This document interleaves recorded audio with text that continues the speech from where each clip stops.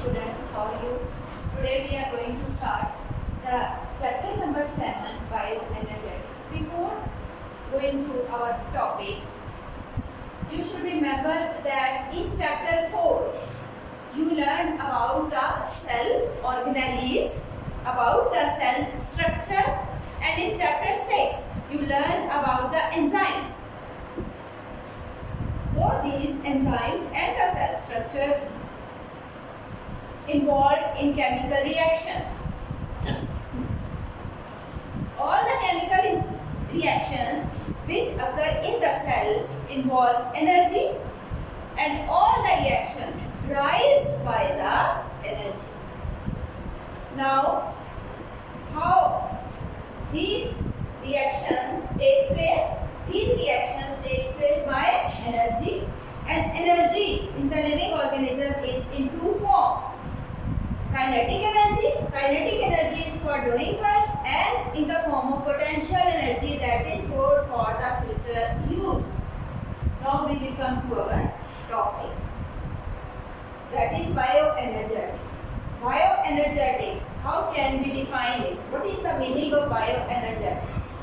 It is the energy relationship in the living organisms, or we can say it is the transformation of energy in the living organisms. How energy transfer in living organism from one form to other form, or what is the energy relationship in living organisms, or we can say it is the quantitative relationship of energy.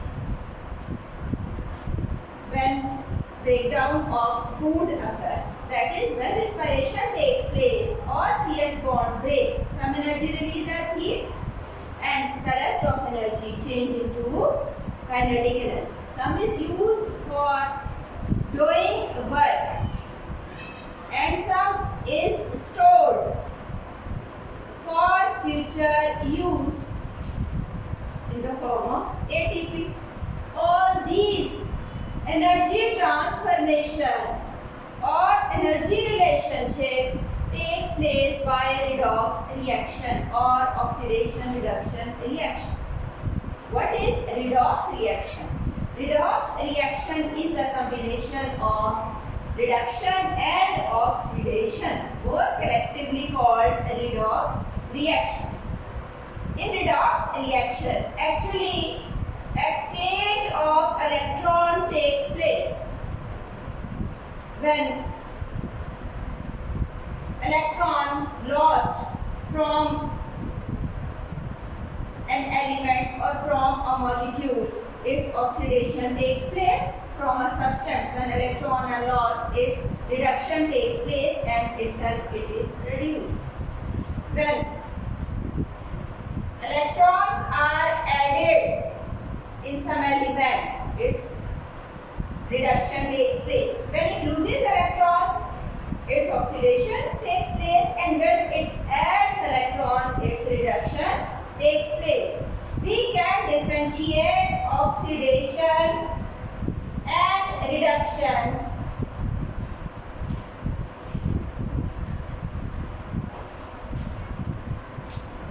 how we differentiate reduction and oxidation.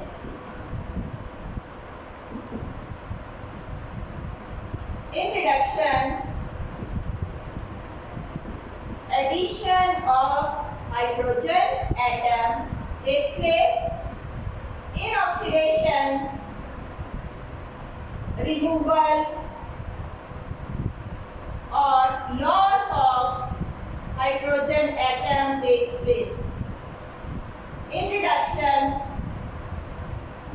addition of electron occur, and in oxidation, loss of electron takes place. In reduction, loss of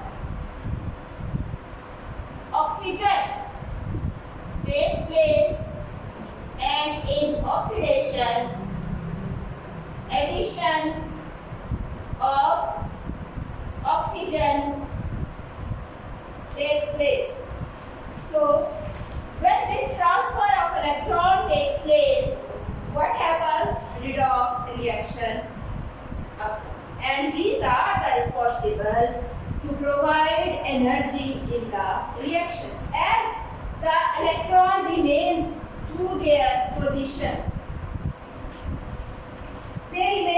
stable condition. No gain or loss of energy takes place. But when we remove it from its place and add to some other position, it becomes unstable. It becomes uncomfortable.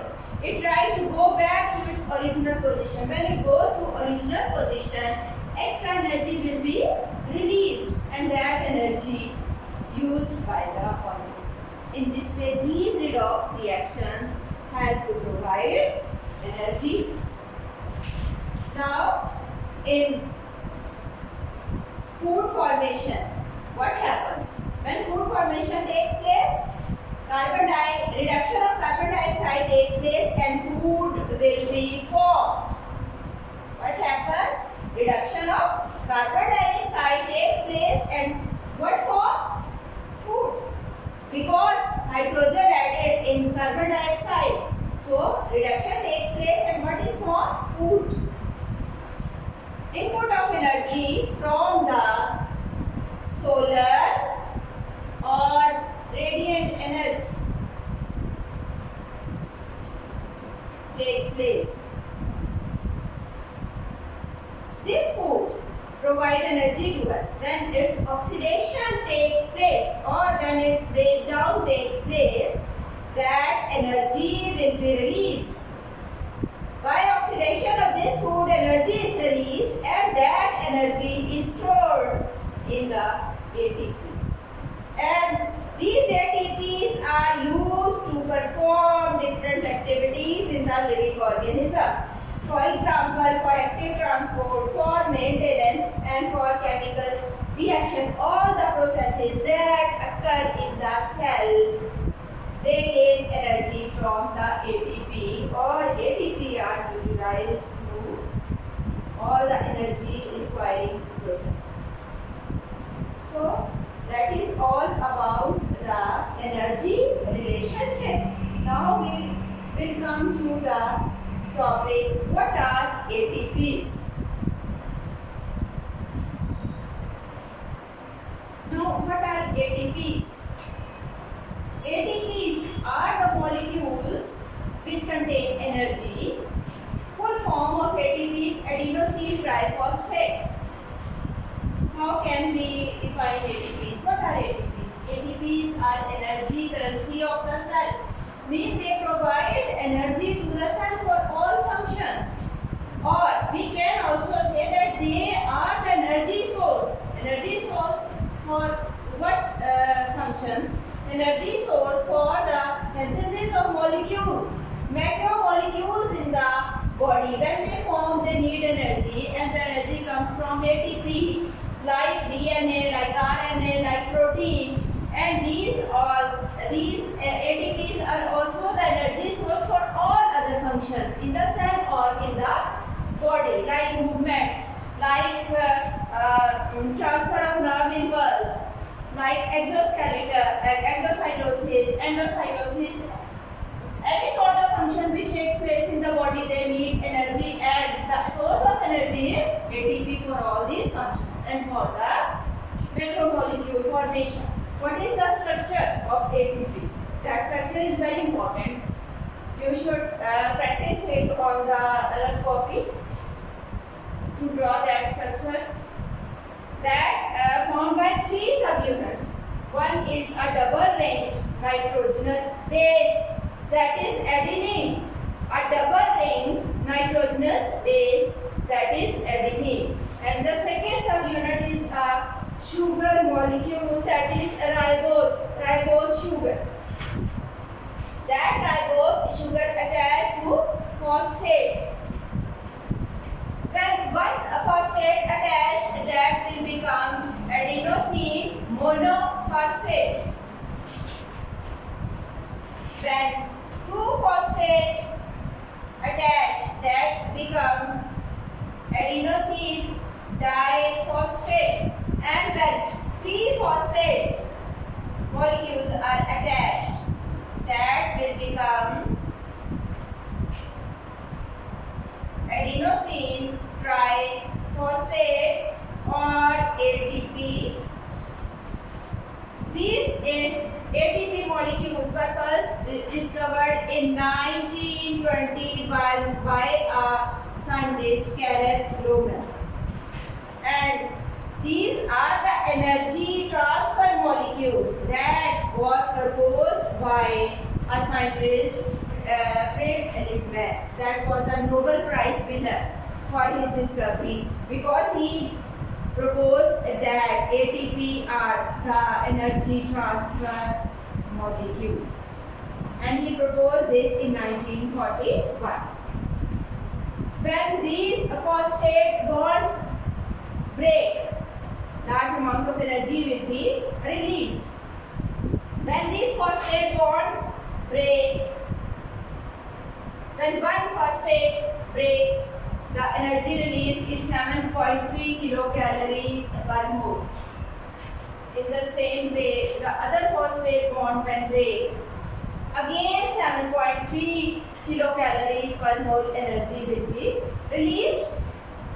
Similarly, when these phosphate bonds, when these phosphate are added, again 7.3 kilocalorie energy will be stored. When ATP generated, ATP when generated, that is energy releasing process, and when ATP broken down, that is energy consuming process in the body.